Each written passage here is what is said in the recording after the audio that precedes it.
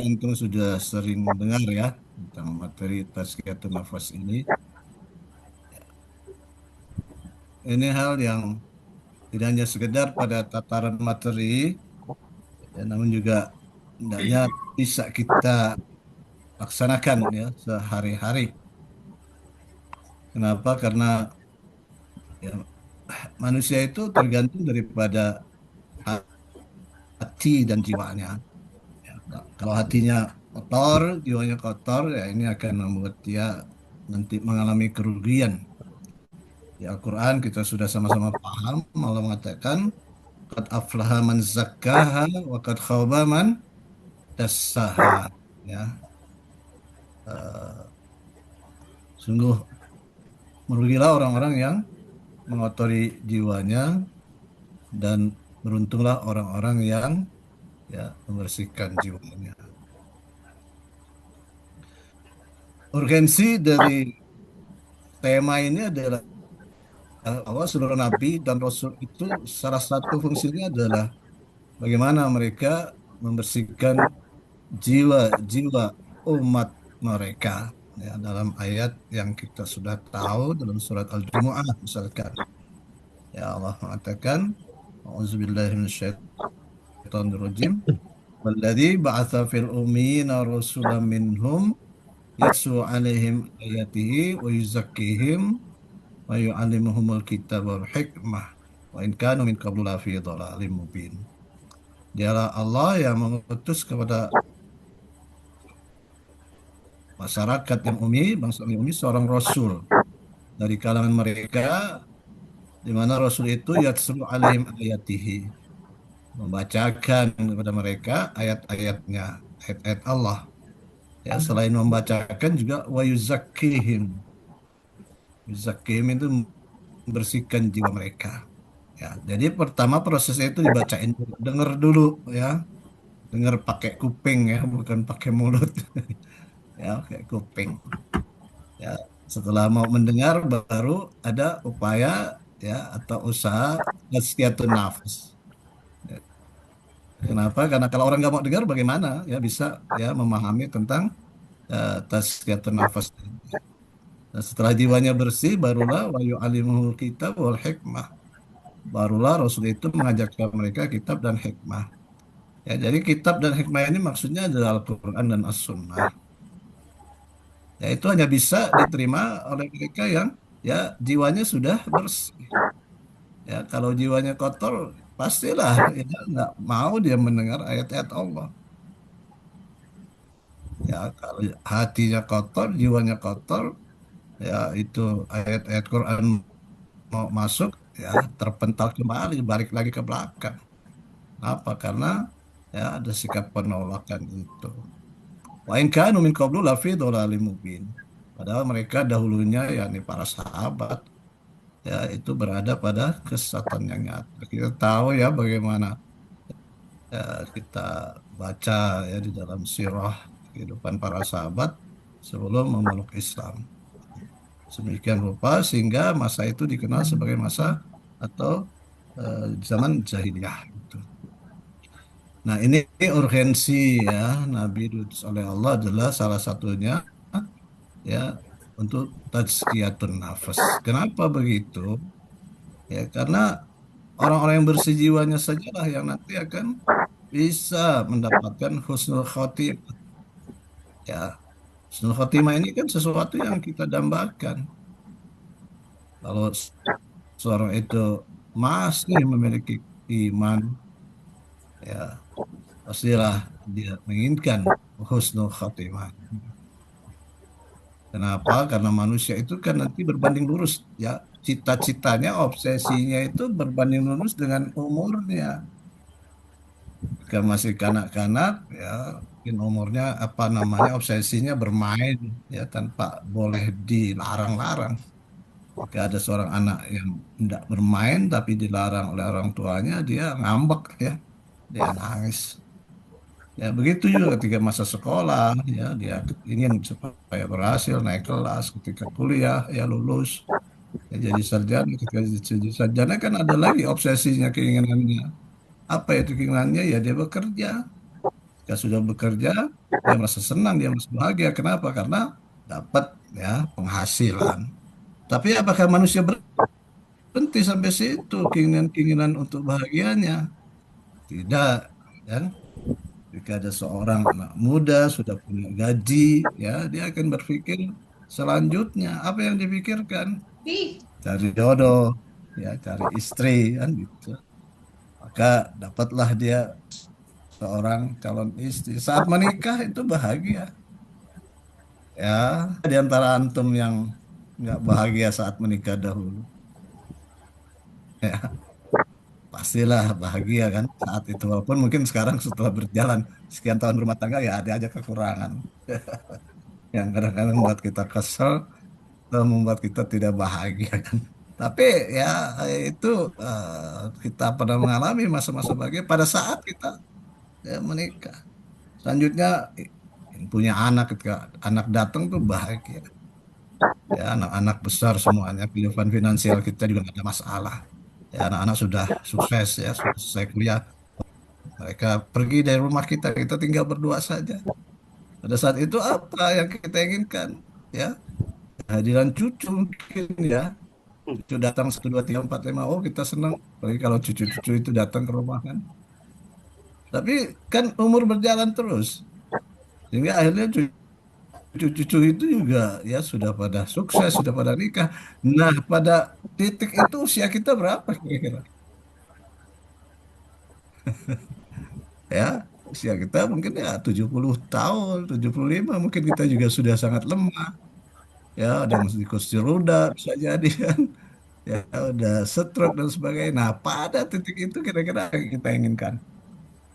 Nah, pada titik kita sudah lemah, sudah tidak berdaya, ya kita sudah ya eh, tinggal berdua, mungkin bisa jadi juga istri ya, sudah wafat dan sebagainya. Maka pada titik itu keinginan untuk mengalami, mendapati rezeki husnul khotimah itu adalah sesuatu yang kita dambakan. Cuman kan keinginan untuk akhir yang baik itu ya memang tidak harus menunggu kita sudah menjadi Upkirman ya kan. Ya alangkah lebih baiknya pada saat kita masih gagah, masih kuat. Ya, cita-cita ingin mendapatkan akhir yang baik itu sesuatu yang kita dambakan. Ya, dalam ayat ini Allah katakan ya orang-orang yang diwafatkan oleh malaikat dalam keadaan baik maka ya Allah mempersilahkan mereka masuk ke dalam surganya. Alladzina tatawaffahumul malaikatu thayyibin yaquluna assalamun alaikum udkhulul jannata bima kuntum ta'malun. Yakni orang-orang yang para malaikat yang diwafatkan oleh malaikat dalam keadaan thayyibin, keadaan baik ya. Maka dikatakan kepada mereka atau malaikat berkata, Salamun alaikum, salam sejahtera untuk kalian semua. Udkhulul jannah, masuklah ke dalam surga. Ya, karena apa yang telah kamu kerjakan. Ya, jadi inilah kita. Ya, kita lahir, ya berjalan terus, ya sampai pada ya titik akhir yaitu kematian kita. Nah, di saat lahir hingga kematian, itulah rentang masa kerja kita. Jadi masa kerja kita itu pada saat kita lahir hingga kepada kematian. Mungkin dipotong masa akil balik ya, 15 tahun. Jadi kalau umur kita misalkan 70 tahun dikurangi, tak taruhlah misalkan 15 tahun kita mulai akil balik, berarti kita punya masa kerja itu sekitar 55 tahun. Nah, pertanyaannya adalah selama 55 tahun itu masa kerja kita, berapakah yang terhitung sebagai amalun solehun? Ya, ini yang mungkin harus kita hitung-hitung. Ya. Baik ya, jadi itu ya eh, kenapa kita harus melakukan tazkiyatun nafs. Ya, pertama adalah dalam kerangka ya, kita termasuk orang-orang yang dimatikan oleh malaikat dalam keadaan yang baik. Ya, kemudian yang itu nanti akan menjadi kunci sukses akhirat. Jadi kunci sukses akhirat itu yang pertama kali dilihat adalah orang-orang yang man atallaha biqalbin salim. Orang yang datang kepada Allah dengan hati yang bersih. Yang bersih itu salah satunya adalah tidak ada kemusyrikan di dalamnya, tidak ada penyakit hati, ya, kemudian penuh dengan keimanan dan ketakwaan. Dalam ayat ini Allah katakan wala tuhzuni yauma yub'atsun yauma la yanfa'u malu wala banun illa man atallaha biqalbin salim. Ya Allah, janganlah engkau, ya, tuhzini yauma yub'atsun, membuat aku sedih, ya, di hari kebangkitan. Apa itu hari kebangkitan? Hari di mana la yanfa'u mal, harta sudah nggak berguna lagi. Kalau di dunia kan harta itu sangat bermanfaat, kan? Kita bekerja mencari harta, ya, untuk supaya kehidupan kita sejahtera. Kalau kehidupan kita sejahtera kan juga ibadah, ya, itu jadi nikmat, jadi baik dan sebagainya. Wala banun, dia juga anak. Ya, anak ini kan dalam ayat yang lain dikatakan sebagai qurratu a'yun, ya, sebagai apa namanya, pemandangan yang menyejukkan mata. Ya, jadi kalau orang mereka belum juga punya anak, ada yang kurang. Dan anak-anak yang soleh itu kan bermanfaat untuk orang tuanya. Dia bisa mendoakan kita, mintakan ampun untuk kita. Ya, nah, tapi di dunia itu manfaatnya harta dan, ya, anak itu di dunia bermanfaat, tapi di akhirat tidak lagi bermanfaat. Kecuali illa man atallaha biqalbin salim. Orang yang datang kepada Allah dengan hati yang bersih. Hati yang tidak ada kemusyrikan, yang tidak ada penyakit hati dan sebagainya. Nah, itu hanya bisa dicapai apabila proses tazkiyatun nafas itu terus kita lakukan. Ya, kemudian juga kita terhindar dari tipu daya setan. Ya, ini urgensi yang ketiga dari tazkiyatun nafs. Kenapa? Karena setan itu iblis, ya. Iblis sebagai pemuka setan, komandannya setan itu nggak mau masuk neraka sendiri, ya. Ya, dia akan senantiasa mengajak yang lainnya untuk menemaninya di dalam neraka jahanam. Makanya dalam surat Fatir ayat 5 dan 6 ini Allah ingatkan kita, ya ayuhan nas inna wa'adallahi haqqun fala hayatud dunya.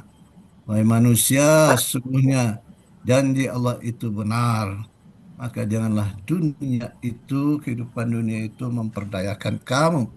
Wala yagurannakum billahil gharur. Juga jangan sampai setan, yaitu memperdayakan kamu dari Allah SWT. Kenapa? Karena inna syaitan lakum aduan fatakhiduhu aduwa. Ya, karena setan itu adalah musuh bagi kamu. Karena itu jadikanlah dia sebagai musuh bagimu. Ya, ini jelas-jelas ya, informasi dari Allah bahwa setan itu musuh. Karena dijadikanlah dia sebagai musuh. Kenapa Allah ya ulang kalimat ini? Padahal kan cukup informasinya inna syaitan lakum adun. Nggak perlu lagi fatakhiruhu adua. Nggak perlu lagi diingatkan oleh Allah, ya. Jadikanlah dia sebagai musuh. Kenapa? Karena banyak manusia yang udah dikasih tahu setan itu musuhnya, tapi tetap saja menjadikan setan sebagai teman kongsinya, ya, dan mengikuti langkah-langkah setan, maksiat, ya, melakukan dosa-dosa besar, ingkar kepada Allah dan sebagainya. Ya, makanya Allah ingatkan fattakhidhu aduwa. Selain bahwa innama yad'u hisbahu liyakunu min ashabis sa'id.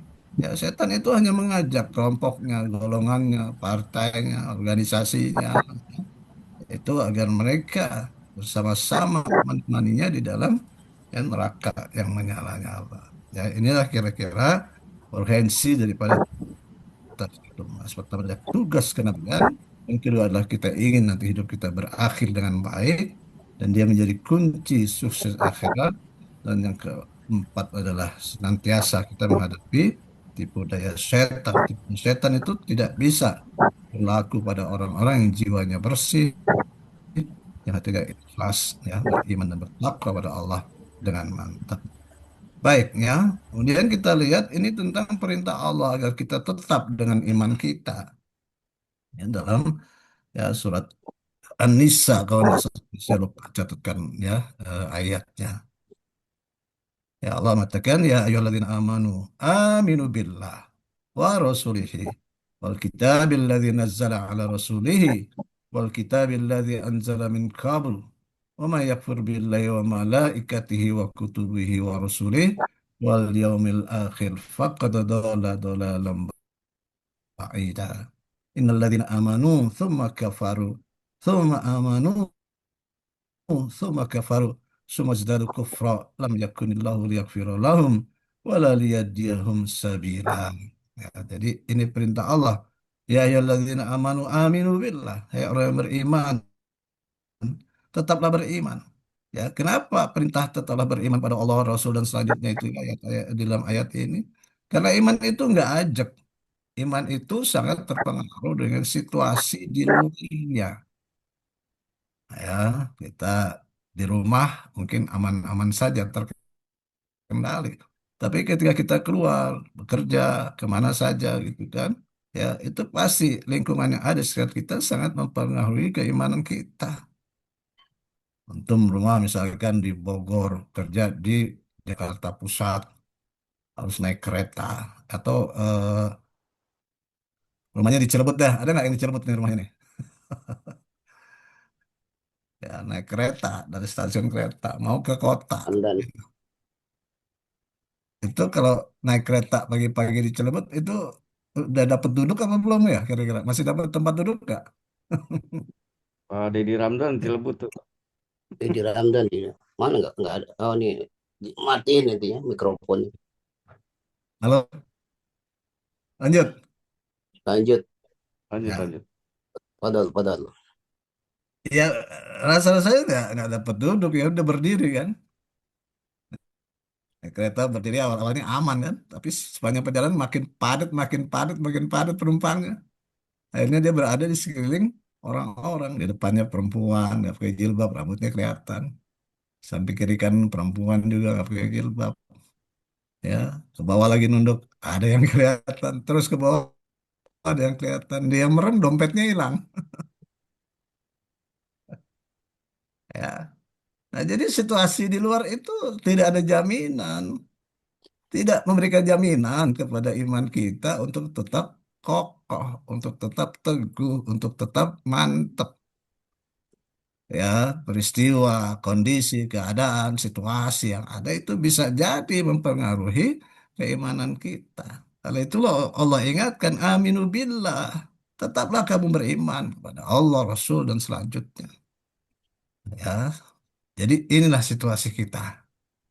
Ya, kalau di rumah sih, kalau bisa sholat tahajud, sholat subuh, ke masjid, ya, ketemu orang-orang soleh, orang-orang baik, itu maafi muskil istilahnya, nggak ada problem. Tapi ketika kita terjun ke masyarakat, ya dalam berbagai bidang kita, misalkan ketemu dengan orang-orang yang orang Betawi bilang tuh orang selengean kali gitu ya,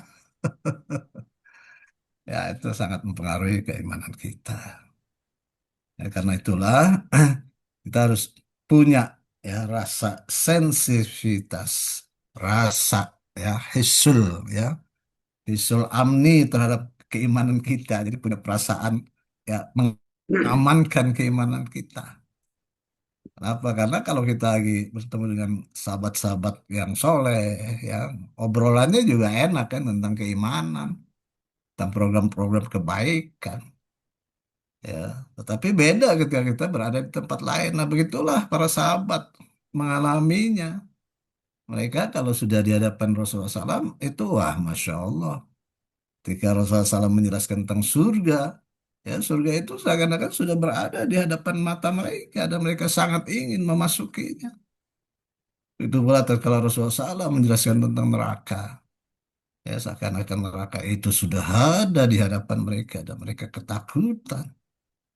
Tapi tatkala mereka bubar dari jasa Nabi, bubar dari majlis taklim, bertemu dengan orang-orang masyarakat pada umumnya, ya mengalami ya situasi yang tidak enak untuk keimanannya, ya bisa jadi iman itu yang menurun.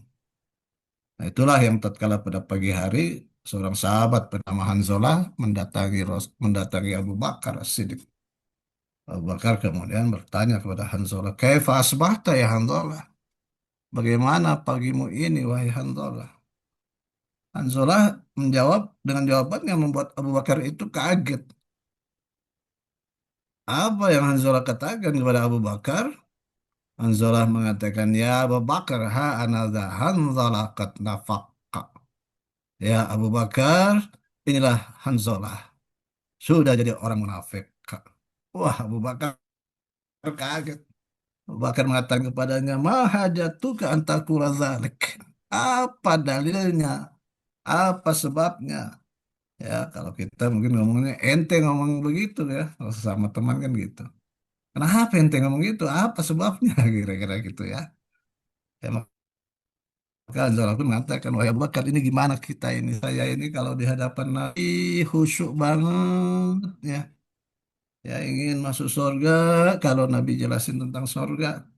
Dan takut kita semua pada menangis tatkala Nabi menjelaskan kepada kita tentang neraka dan siksanya. Tapi begitu kita bubar dari majlis Nabi, saya menghadapi situasi di rumah, ya bla bla bla bla bla bla gitu kan itu nggak ada lagi ingatan-ingatan apa yang tergambar waktu kita di hadapan Nabi. Wah, Abu Bakar juga rupa-rupanya mengalami hal yang sama. Itu seorang Abu Bakar As-Siddiq yang kata Nabi, bila imannya ditimbang dengan iman umat Islam ini, maka imannya Abu Bakar itu masih lebih berat. La rojaha imanu Abu Bakar. Masih lebih berat imannya Abu Bakar. Itu pun mengalami hal yang sama. Maka mereka pun sepakat, yuk kita datang aja nanyain kepada Nabi. Ya. Maka mereka pun ya ke rumah Nabi. Mereka menjelaskan keadaannya. Maka Nabi pun bersabda, kata Nabi, walladzi nafsi biyadihi in illau tadumuna ala ma takunu indi wa fi zikri la sahafatkumul malaikatu ala furushikum wa fi turuqikum walakin ya handalatu sa'atan sa'atan. Ya, ini jawaban Nabi nih yang menggambarkan tentang keimanan kita. Kata Nabi, demi jiwaku yang berada di tangannya. Illau tadumuna ala ma takunu indi.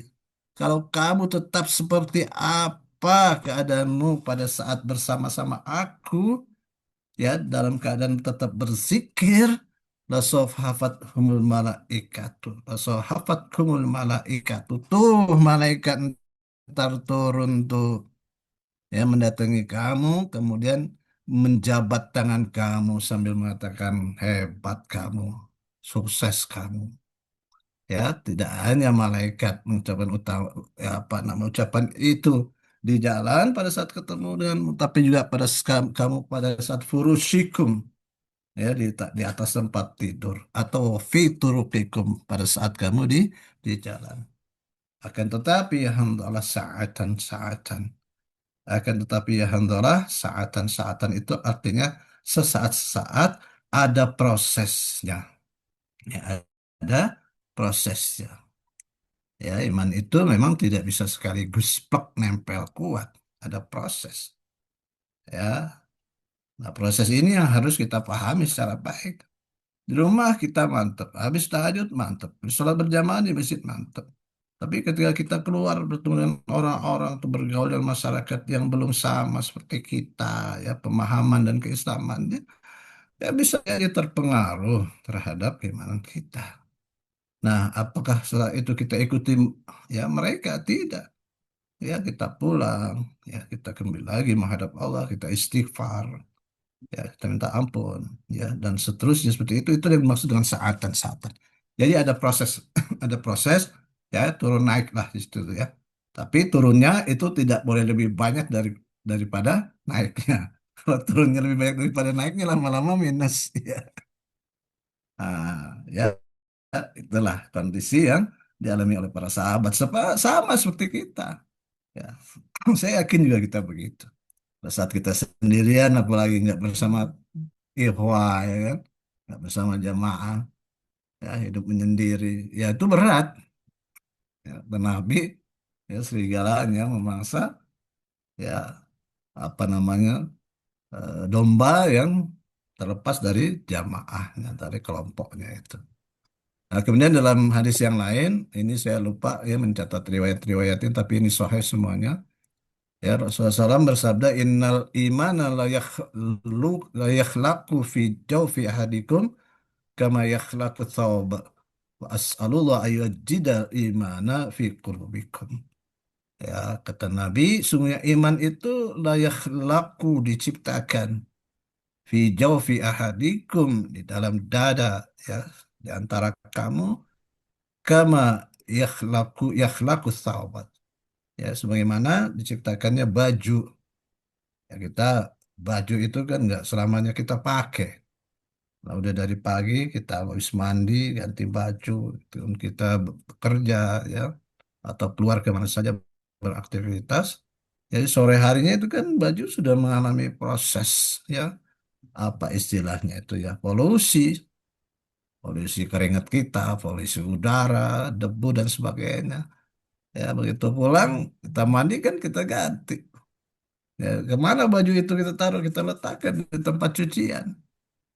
Ya mungkin besoknya dicuci oleh istri kita, dibilas, dimasukkan mesin cuci, diputar-putar. Ya dibilas lagi, masukin lagi cuci, diputar-putar. Ya begitulah.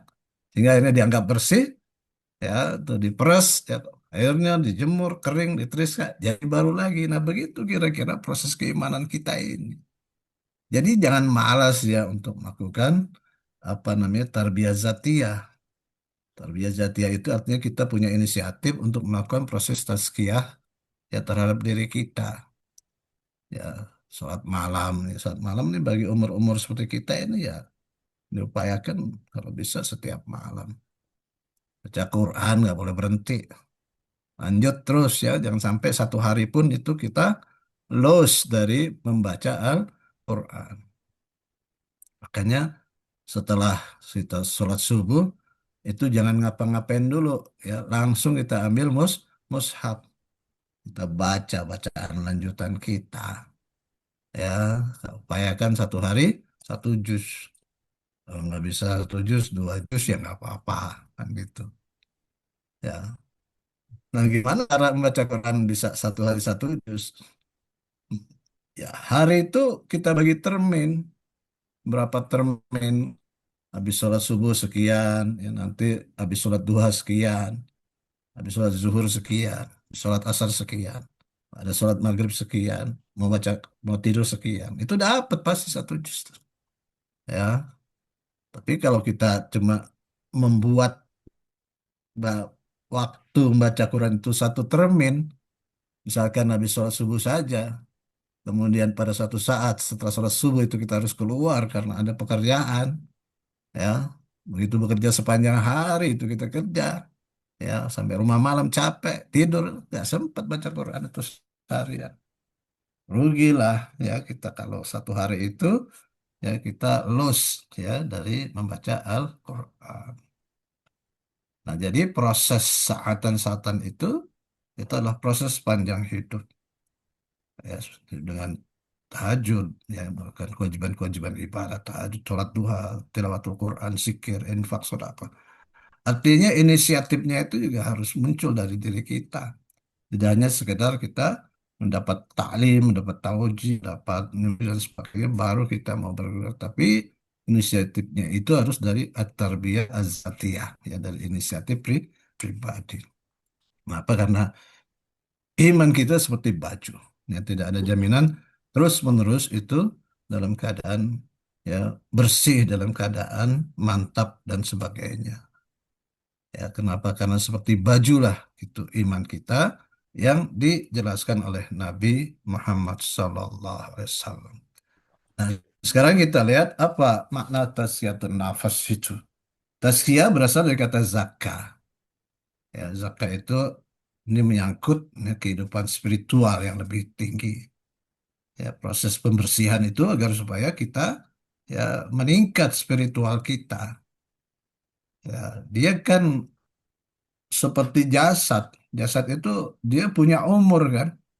Ya, semakin jasad itu bertambah umurnya ya semakin dewasa, semakin baik, semakin baik. Ya, itu juga dalam kaitan dengan keimanan kita. Semakin bertambah usia, iman itu seharusnya makin makin membesar, makin menguatnya, makin mantap dan sebagainya. Yaitu kata zakka, kehidupan spiritual yang lebih tinggi. Kemudian numu maknanya. Ya, numu itu adalah tumbuh sehat dengan sifat-sifat yang baik. Nah, nafs itu organ rohani, ya. Dia memiliki fungsi yang memberikan instruksi kepada anggota jasmani untuk melakukan tindakan. Ya, kira-kira seperti itu gambarannya. Ya, jadi di sini betapa pentingnya itu tazkiyatun nafs. Kalau nafsnya itu tidak tazkiyah, tentu saja ya perbuatannya, tingkah lakunya, tindakannya, amal-amalnya itu adalah amal-amal yang menunjukkan bahwa dirinya memang bukan termasuk orang-orang yang bersih jiwanya.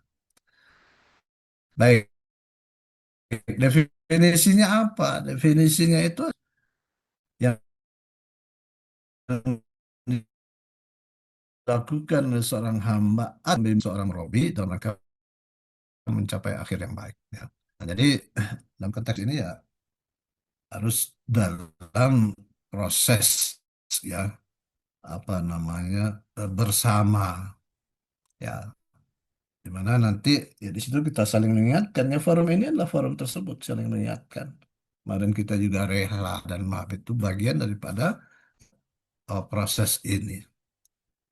Untuk apa? Mencapai akhir yang baik. Kenapa? Karena manusia itu representatifnya itu di akhirnya.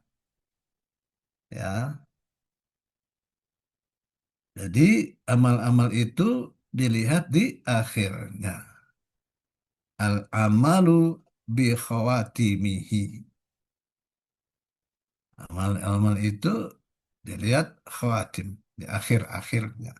Jadi ada orang yang dari awalnya itu ya, adalah orang yang ya baik, soleh, ya. Tapi waliyahzubillah pada satu saat ya istilah orang Betawi kecengklak, cengklak lakuin amalan ya amalan yang mengandung kedurhakaan. Nah, ini dia mati dalam keadaan durhaka kepada Allah. Tapi sebaliknya ada orang yang dari awalnya buruk, kan? Tapi berlakulah ketentuan Allah. Dia kecengklak, cuman kecengklaknya ke tempat yang baik gitu kan. Akhirnya dia taubat. Ya, dia sungguh-sungguh serius, mujahadah. Ya, dia mati dalam keadaan itu tersebut. Maka dia pun mendapatkan kematian dalam keadaan yang baik dan dia dimasukkan ke dalam surga. Kan ada hadisnya ya kan. Ya, pernah diangkat itu oleh Ustadz Abdul Jabbar dalam sebuah tulisan. Nah, itu yang disebut dengan apa namanya takdir ya, takdir yang telah ditentukan. Jadi kita tidak tahu bagaimana akhir daripada hidup kita. Saya nggak tahu bagaimana akhir hidup saya. Ya, apakah baik ataukah tidak. Ya, juga demikian antum. Jadi dari sini pelajarannya adalah kita tidak boleh menganggap diri kita sudah baik. Wala tuzakku anfusakum.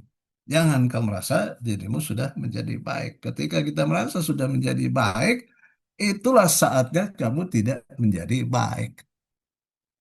Ya, tuh. Ya. Yang kedua, kita harus senantiasa konsisten dengan amal-amal kebajikan.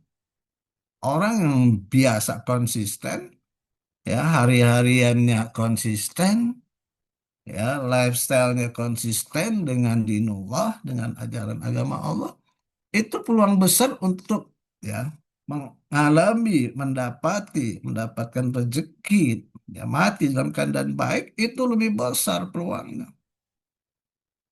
Kenapa? Karena nanti kematian seorang itu amat sangat ditentukan pada lifestyle-nya, pada gaya hidupnya, pada kesehariannya, ya, di mana nanti Allah mematikan seorang sesuai dengan ya keadaan sehari-hari. Kalau keadaan sehari-harinya dia senantiasa beriman, bertakwa, komitmen dengan Islam, dengan dakwah, dengan perjuangan, ya nanti mati dalam keadaan seperti itu. Tapi kalau seorang itu zigzag, kadang-kadang soleh, kadang-kadang toleh, kadang-kadang benar, kadang-kadang geblek, ya bisa jadi nanti begitu kematian datang, Justru pada saat dia dalam keadaan geblek, dalam keadaan nggak benar. Ya, inilah pentingnya konsistensi. Ya, karena itu kesukaan kita untuk senantiasa membersihkan diri itu tidak hanya karena ada stimulan berjamaah, ya, karena ada stimulan, ya, kita punya grup kelompok, ya, ikhwah, ya, tapi juga itu harus lahir dari kesadaran diri sendiri. Nah, inilah Allah, inilah yang Allah sukai. Ini orang-orang yang yuhibbul mutatahhirin. Dalam surah At-Taubah ini Allah katakan la takum fi abada la masjidun ussisa ala taqwa min awali yaumin ahaqqu an taquma fihi rijalu yuhibbuna ayyatatahharu wallahu yuhibbul mutahhirin. Jadi istidlalnya ini di akhir ayat, ya. Di mana dalam ayat ini, ya, masjid yang dibangun di atas takwa itu lebih baik daripada masjid yang dibangun di atas kekufuran. Ini kan ayat berkaitan dengan Masjid Dirar, ya, yang dibangun oleh kaum munafikin itu. Ya, dan Allah katakan di dalam masjid yang usis syarat takwa yang dibangun atas dasar takwa itu ada orang-orang, rijalun, orang-orang, ya, rijal itu jamak dari kata rojulun, jadi banyak orang. Siapa mereka? Yuhibbuna ayatatahharu. Ini orang-orang yang menyukai. Yuhibbuna, menyukai ayatatahharu, membersihkan diri. Allah yuhibbul mutahhirin. Dan Allah menyukai orang-orang yang bersih. Ya, orang-orang yang bersih atau, ya, tazkiyatun nafs, upaya-upaya untuk, ya, tazkiyatun nafs, ya, tatahhur, ya, nafsi itu adalah orang-orang yang, ya, jauh daripada langkah-langkah setan. Nah, karena langkah-langkah setan itu sebaliknya, mengajak orang terjerembab dalam dosa dan maksiat, kedurhakaan, dan kekufuran. Dalam ayat selanjutnya Allah katakan, ya ayyuhalladzina amanu la tattabi'u khutuwatis syaitan. Jangan engkau mengikuti langkah-langkah setan. Wa may yattabi' khutuwatis syaitan, barang siapa yang mengikuti langkah-langkah setan, fa innahu ya'muru bil fahsya'i wal munkar. Pasti setan akan menyuruhnya untuk berbuat fahsya. Fahsya ini keji, kekejian, yakni dosa-dosa besar. Ya, berzina, kan, dan berjudi, judi online, apalagi itu, ya. Ya, macam-macam lah. Fahsya itu adalah dosa-dosa besar dan mungkar, kemungkaran. Alhamdulillah kita, ya, tidak, ya, kan tidak lagi, ya, kalau tidak lagi kan dulu dulu pernah kali gitu, ya, ya. Ya, kita tidak tertarik lah. Ini hal-hal yang sudah pasti kita akan jauhi dan tidak mungkin insya Allah kita lakukan. Nah, kalau sudah begitu, berarti kita lah orang-orang yang sudah dibersihkan oleh Allah SWT karena rahmatnya. Walaula fadlullahi alaikum wa rahmatuhu ma zakka minkum min ahadin abada. Walakinnahu yuzakki man yasha. Wallahu sami'un alim. Ini adalah surat An-Nur, ya, kalau tidak salah ini. Jadi ayat ini menutup kisah tentang fitnah yang dialami oleh Rasulullah SAW berkaitan dengan Aisyah. Ya, jadi ada berita tersebut juga disebarkan oleh kalangan kaum, ya, muslimin. Jadi ada sahabat-sahabat yang juga ikut menyebarkan berita tersebut. Ya, makanya Allah peringatkan itu, jangan ikuti langkah setan, itu setan.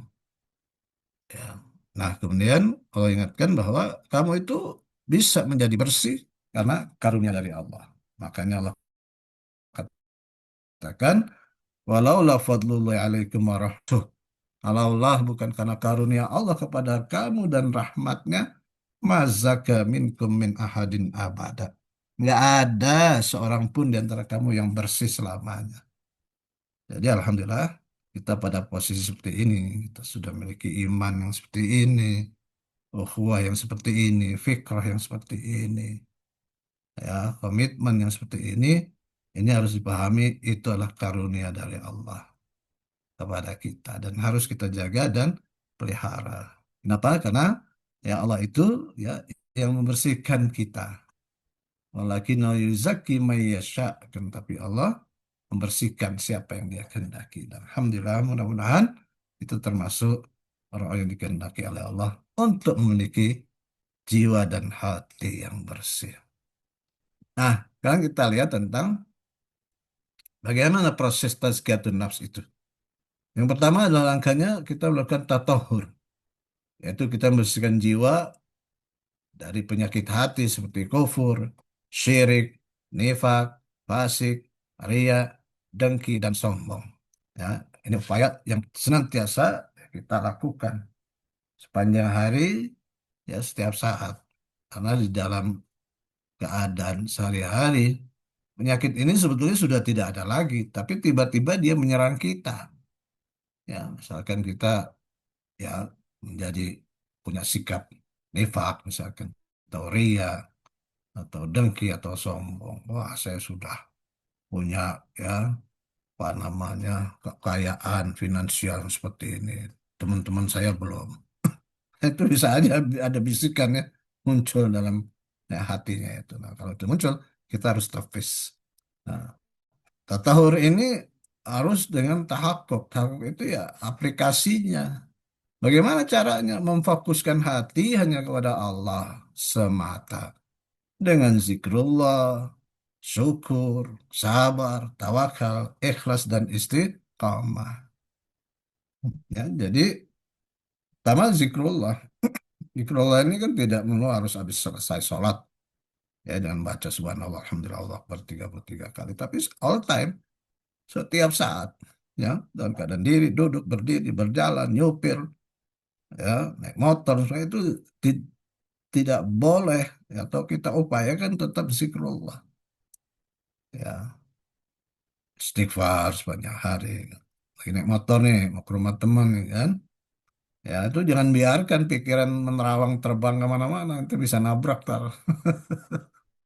Kalau lagi bawa mobil ya kan, ya ingatlah sih dengan hati juga sudah, ya gimana caranya, ya, bisa di mobil kita setel pengajian ya kan, jangan lagu-lagu dangdut atau Mairama ya kan, setelah pengajian kan banyak tuh ya para kori dari berbagai, iya ya, kori dari Masjidil Haram, dari mana banyak setel.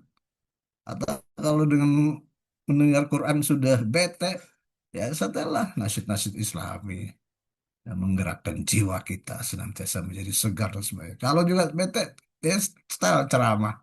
Siapa cari ustadz? Ya Ustadz Adi Hidayat bagus, bagus, siapa saja lah yang bisa memberikan apa namanya sentuhan ruhiyah kepada pada hati kita. Jadi nggak blank, nggak kosong itu ya. Nah kalau sudah tahakuk baru kita takhaluk. Takhaluk itu kita aplikasikan, kita cerminkan ya dalam akhlak kita sehari-hari. Berakhlak dengan nama-nama Allah yang mulia dan meneladani Rasulullah Shallallahu Alaihi Wasallam. Baik ya, ini jam berapa sudah nih? Jam 9 ya? 9:05 Sampai jam sampai berapa kita? setengah 10 katanya. Ya, Oh iya sudah. iya. Begitu saya Tadi cukupkan dulu ya. Ini pengantar. Nanti pekan depan, 2 pekan lagi kita lanjutkan sampai sini ya. kejawab. Baik, oke ya. Saya cukupkan insya Allah ya. Mudah-mudahan ini bermanfaat untuk kita semua.